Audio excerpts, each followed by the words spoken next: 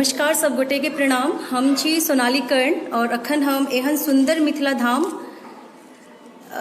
दोसर हम नहीं करबै ककरो आस, हम नहीं करबै ककरो आस, जखन मिथिला हमर बास, जखन मिथिला हमर बास, हमर बाहिन अपन खास, जनकपुर में हे हमर बाहिन अपन खास, जनकपुर में एहन सुंदर मिथिला धाम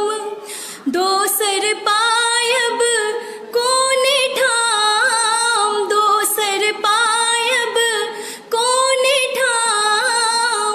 दुल्हा दुल्हिन सीताराम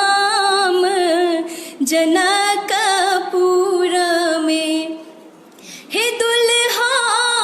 दुल्हिन सीताराम जनकपुर में, बाहिन सिया सुकुमारी, बाहिन सिया सुकुमारी,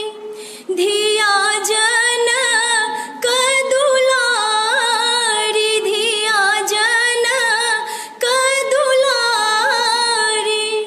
राम जी कैलन ससुरारी जनकपुर में,